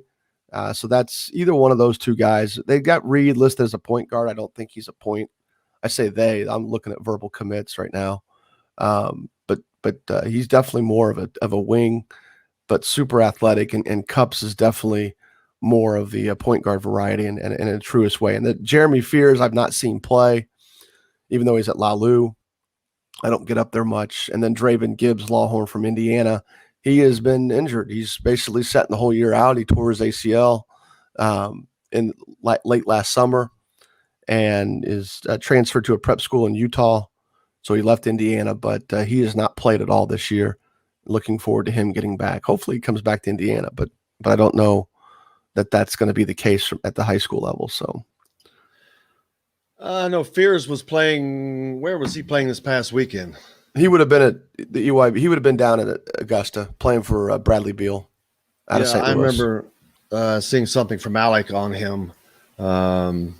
Man, I hope I can find that real quick. But it's so much to keep track of. So many names. It's crazy. Daggone it.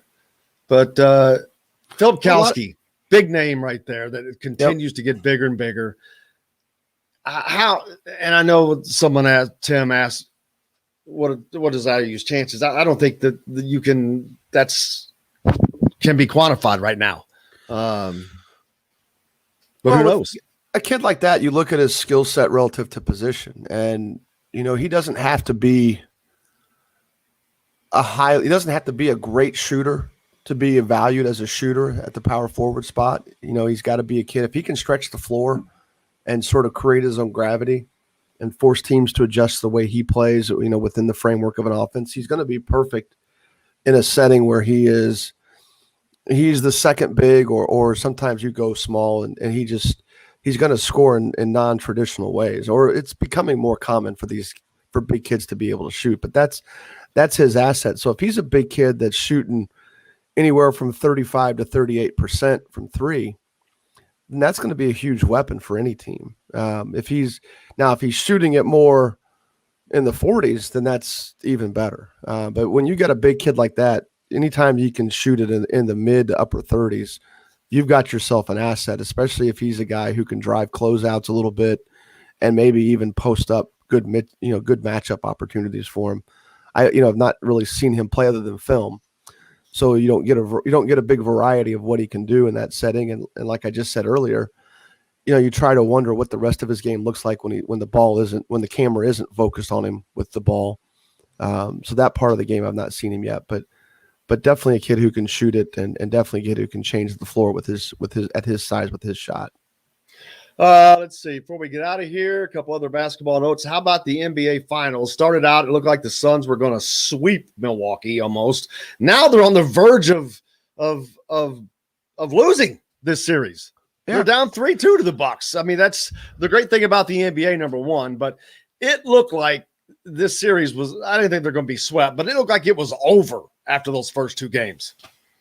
Well, the saying they've kind of been joking about it on social media that the series doesn't start until the road team wins a game, and that's where we are. I mean, I definitely take that theory to heart, where just because you're down 2-0 on the road doesn't mean you're in trouble. Now, you have a little bit more pressure to win both your games at home, but I think that's when the series really starts, because now it's home, away, and then home. And it does give one chance an opportunity to sneak away a road win, and that's what Milwaukee did. I think two things have been a key factor in this series so far. One is I do think we will find out at the end of it that Chris Paul is injured, especially his left hand. I think we'll find out that he's got a serious issue that will require probably some sort of long-term rehab situation. I don't know that it'll bleed into the next season, but I think you'll see that he's greatly hindered. And then just Budenholzer's willingness to go small and put Giannis at the 5 and play some rotations that way, I think has really changed what happens to them as they get into their bench, because he's a very difficult matchup, even for Ayton, who has been praised for his playoffs, the way he's played this year, his ability to stay on the floor. But it's hard to guard. It would be hard for him to guard Giannis away from the basket. And their non-Ayton minutes are horrible, especially the rotations when Giannis is playing the 5 and Ayton's not on the floor. That's where I think Milwaukee has made their hay the last 3 games, and Phoenix has one shot to get it right, because they only one loss away from losing it. So it's crazy. Looking forward to tomorrow. And the TBT's going on, man. Mo Creek I think we may have him on tomorrow. See how that going along. But Mo Creek, man, he's become Mr. TBT these last couple of years. Hopefully they continue on that road. But man, thank you. It's always fun to start the week off, getting our knowledge on. We got it. I hope you have a great week coming up. Where are you going next weekend? We've got a local event. Jamie mentioned Pangos. That's the event we're playing in this weekend in Indianapolis. So we're looking forward to being the best event in Indy. That's for sure.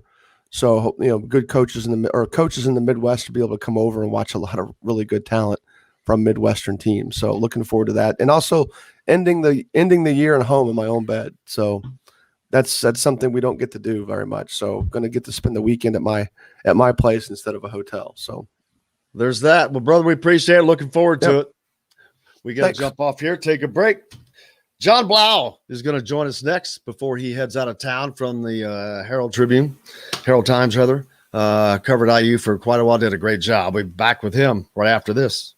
We'll be right back to the Golf Club at Eagle Point Studios for more Indiana Sports Beat Radio with Jim Coyle, presented by Andy Moore Honda of Bloomington. Hey, Hoosier fans, thank you, boss.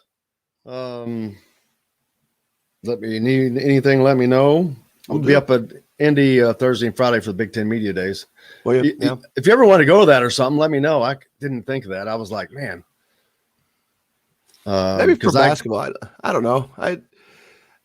Some of that stuff you don't really get a lot of. I don't know how often do we get answers like legitimate. Anything other than coach speak. In the breakout sessions, it's better. Okay. When they're up on the dais, that's just bullshit. That's just horse shit. But you got to, especially I can't wait to go to Jim Harbaugh just because I know those Ohio State writers are going to be there with those needle questions. And he'll give them something. He'll give the answer. Yeah. He will give them something. I promise you. So I got a picture of the last time that we had that. I'm sitting right in front row of Harbaugh. I'm like, okay, go ahead, boys. And they did. And it was fun. I forget what the last one was, but yeah, it's always something. Tim Thibault asked, does Owen Freeman have the Duncombe mullet? The answer is no, he does not. Yeah. If that's a need to know question. I just saw that though as I was getting ready to close the browser. So Well, this RBL Sprint just saw where IU won the COVID vaccine lawsuit by the students. Wow. How about that? yeah, That's it's something to public. talk about. It's a public health issue, man. Just Yeah. wear your mask. Just be respectful. I mean, I've been vaccinated since early May, whatever it was. Yep. If somebody asks me to wear a mask in their facility, I'll wear a mask and because I don't want people to be worried about getting stuff from me. So I hear you, man. I hear you. all right, well, that's all you need from me today. Yes, sir. I got John Blau. John Blau is leaving the Herald. He's covered the IU beat for quite a while, so I just wanted to get him on before he heads out of. He was with Rivals for a bit, wasn't he? Yeah, for a little. If he was, I don't remember that. It was before you. It was with gosh, who was the guy that owned it before you? Good dude. Well, they were in North Carolina. Yeah, that guy. Yeah, I think he did a little bit with him, and then got a chance to take a more traditional media job, I guess is probably the best way to say that now. So Well, All right, coming back. more to do. all right, All right. we'll see. Steaks and seafood. Sam's Ale House in Carmel John. on 6th Street in Indy have a long list of craft beers and all of the right foods to go with. Plan a day on the links at Eagle Point in Bloomington, then stay for dinner at Sam's Clubhouse. Sam's Restaurants, professionals in the art of food and drink. This segment is brought to you by Andy Moore Honda of Bloomington. Now back to the Golf Club at Eagle Point Studios for more Indiana Sports Beat Radio with Jim Coyle, presented by Andy Moore Honda of Bloomington. Here's Jim Coyle. Welcome back. I hope your week is off to a great start. If not, I hope we can help. We've got John Blau, so if that doesn't do it, I don't know what else will. John, how are you, brother? I'm good. How are you, Jim? Doing fine. If you're ever in the Bloomington area or you follow Indiana sports, you should know John's name. He's covered the Hoosier beat for quite some time for the Bloomington Herald, and he's leaving. It's a huge loss for the beat, I assure you. He's been a great reporter, a great writer, and just unbiased, and it's been great to have you here, but it's horrible. I hate when I see people like you leave because it's like, man, that's one you need on the beat. But onward and upward to bigger and better things for you, and congratulations. No, thank you. I appreciate it. Yeah, it's sad for me too. I think I'm still in the grieving stage. I'll get more excited about the next thing after I'm done. But yeah, that's where Isn't it funny that it's a reward? I mean, what you're getting is an achievement and an award, and you feel like crap about it. It sucks. Exactly. Yeah. I mean, it came out of nowhere. I mean, I don't know if I should get too specific about how it happens, but people know in this industry, I mean, you get caught by surprise by opportunities. You just come out of nowhere. And the more and more I looked at it, I was just like, that's something I probably have to take. I'd probably be silly not to take it. And, yeah, no. So it should be fun when I get out there. But yeah, right now I'm still saying goodbye to everybody. And it's attached to Bloomington. I've been here for 9 years, so it's and that's a long run. It's public? Is it public where you're going? Yeah. I tweeted about it, so I'm going to the so. Courier and Charleston. I'm not actually going to live in Charleston. That's the confusing part. I'm going to live closer to Clemson, which is on the other side of the state, in Greenville, which is a nice little city down there. Commute to Clemson, but I'll cover Clemson athletics for them. Yeah, that won't be any fun whatsoever, covering Clemson football.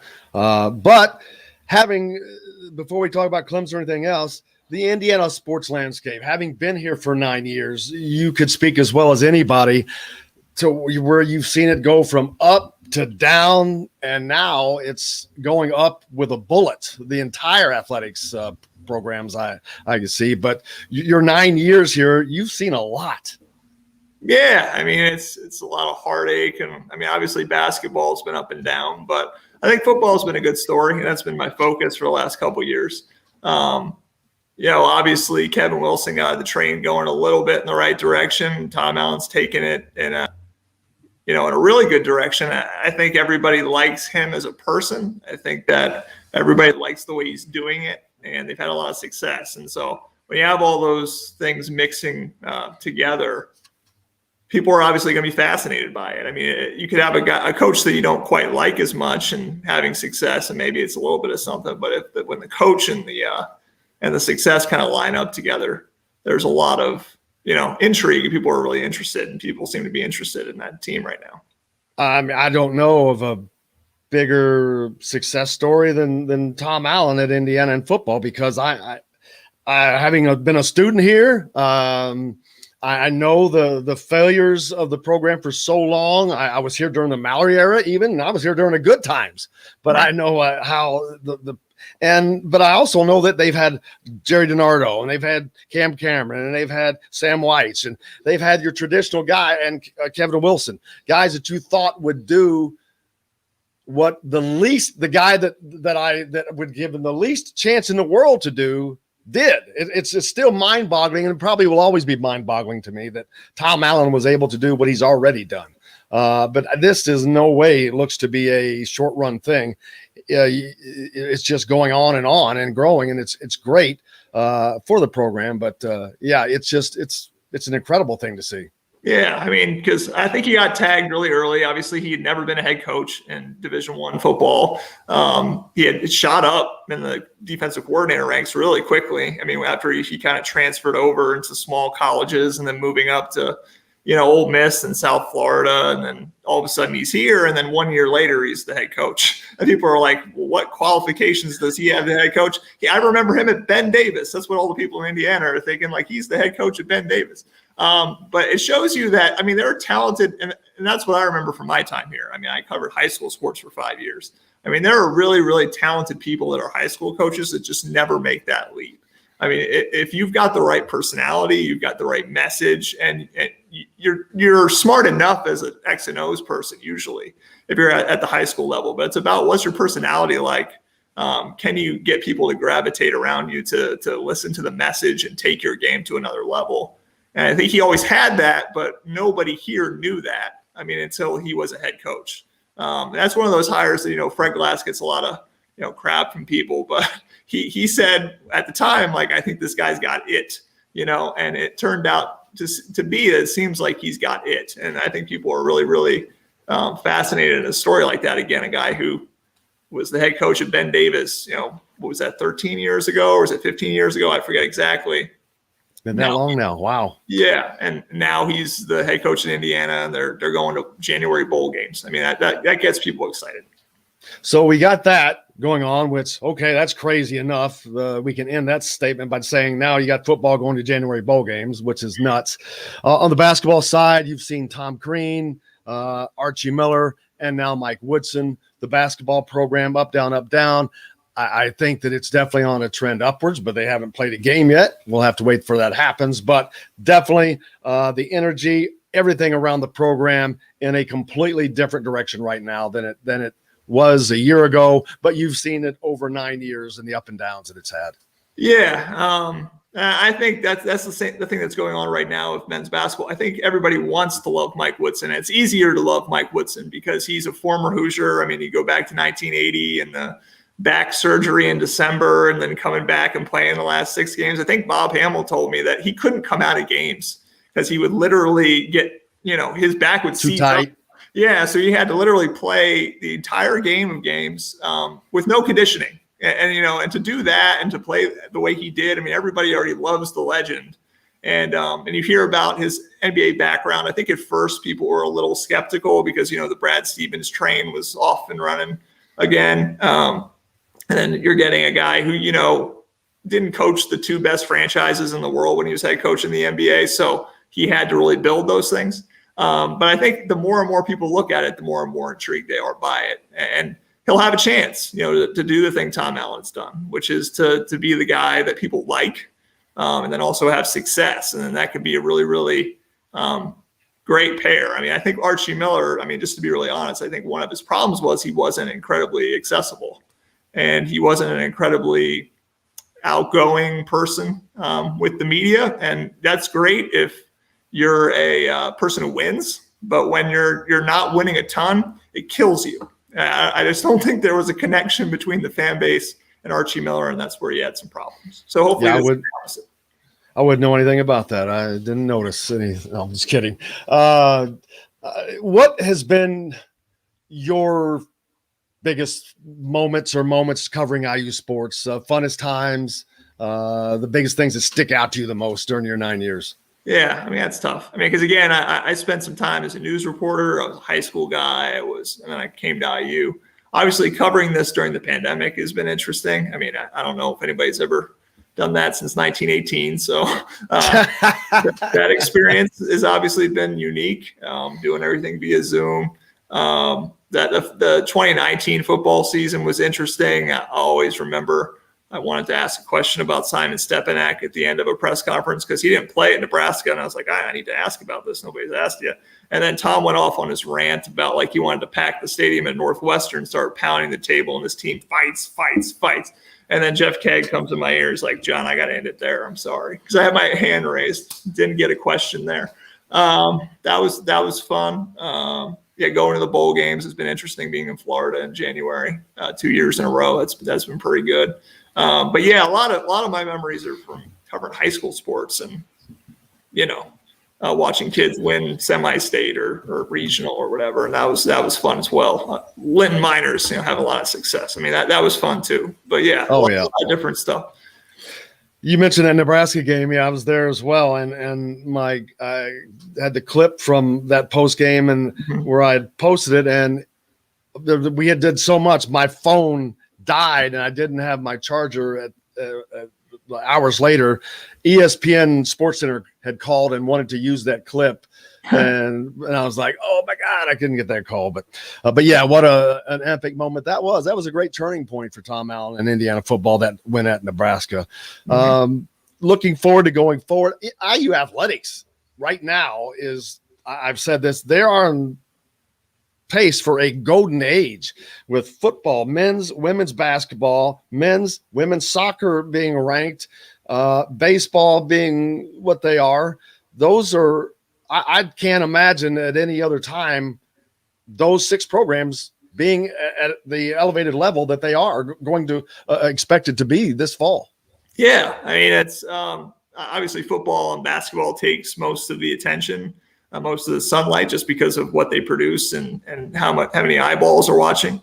But yeah, no, the success of some of those non-revenue sports has been really, really exciting for people. I mean, women's basketball, I got to cover that for, when I was covering high schools, and, Tyra Buss, Amanda Cahill, the foundation they kind of laid in that WNIT championship. I mean, that was a crazy season there.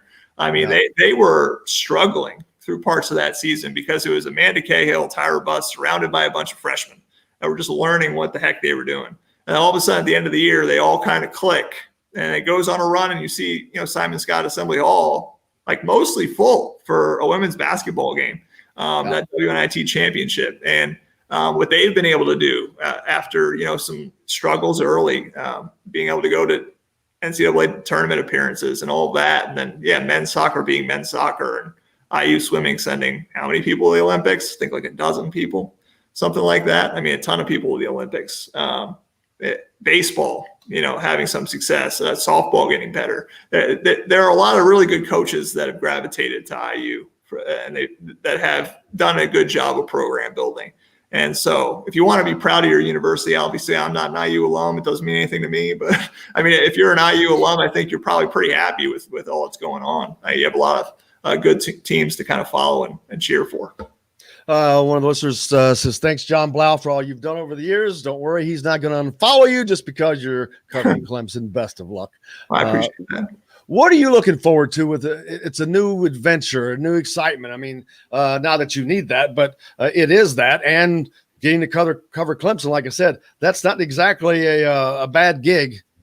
Yeah, I mean, I've heard Dabo's an interesting guy, I think. I think people are interested in him. Obviously, they win a lot of games, so you're going to be in the college football playoff most likely. I mean, things can always happen.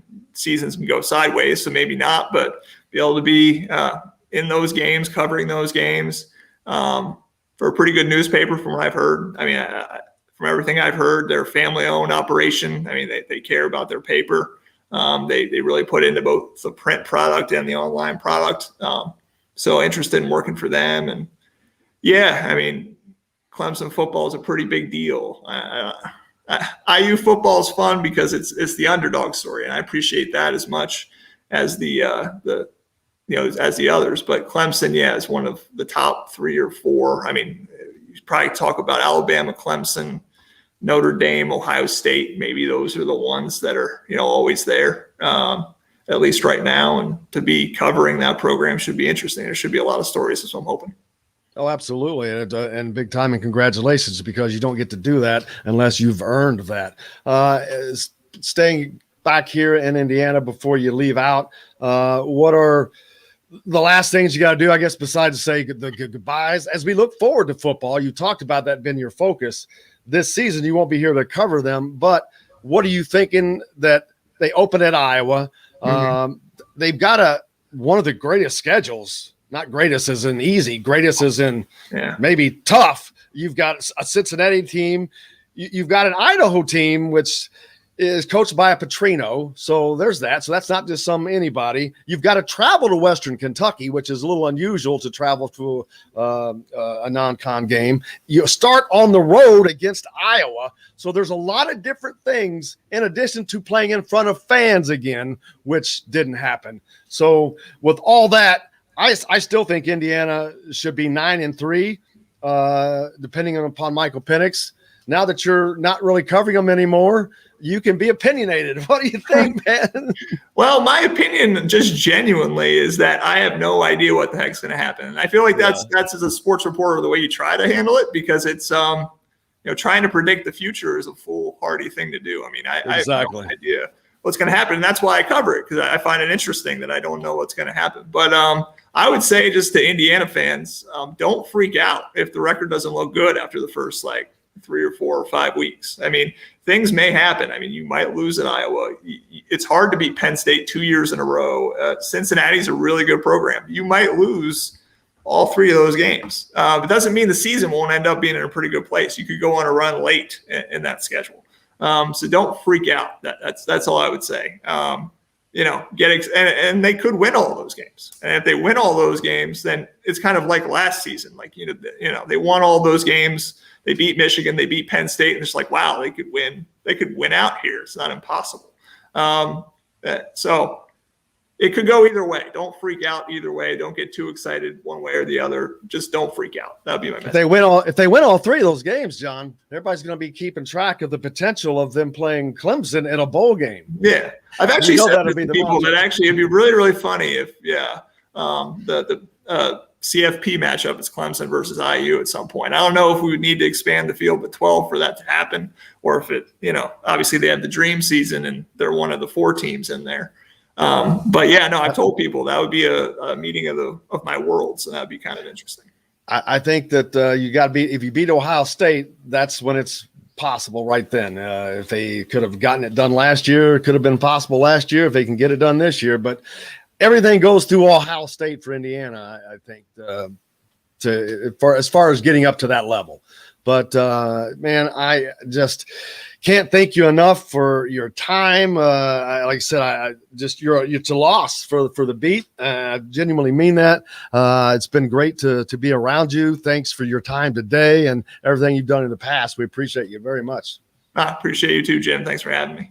You bet, man. Well, good luck, brother. And we'll keep track to you. And hopefully we will have a reason to interact again, some interactions in some form or fashion, maybe on the soccer field. Maybe. How good is Clemson soccer? I don't know. They're East Coast. So if they're on the East Coast, I'm like, they got to be decent. I need to study up on that one. I'll figure it out real fast. I'll let you know. But all right, buddy. You have a great one. Good luck. Best of luck to you. So much. Thank you, John. Appreciate you. Appreciate you too, Jim. Thanks. You bet. John Blau joining us here on Indiana Sports Beat Radio as he prepares to head off to cover the Clemson Tigers. He has been with the Bloomington Herald for 9 years. So hate to see him go, really do, but he's been a great one. But that's life, right? Tomorrow, Mo Creek going to join us. Looking forward to that. Of course, Kevin Brockway will be back to co-host. Mike DeCourcy, Chronic Hoosier. Another big day. The TBT rolls on for the next couple of weeks. We'll start keeping better track of that. It's just fun. That's fun basketball to watch. Let's see. The Olympics going on a ton. The Big Ten Media Day is coming up. Man, it is busy. I thought summer was supposed to be slow. That has not been the case, but we're looking forward to keeping at it. John, did I miss anything? No, sir. We even had Michael Penix, the clip of Michael Penix at the Peyton Manning camp. We'll get more about that tomorrow. Looking forward to that and see how he is doing there and what all information we can get out of there. But make sure you go to thehoosier.com, Indiana Rivals, for all complete coverage of Indiana athletics and recruiting is there with Alec Lasley has got it covered. And in addition to Paul Gable and the rest of the writing staff.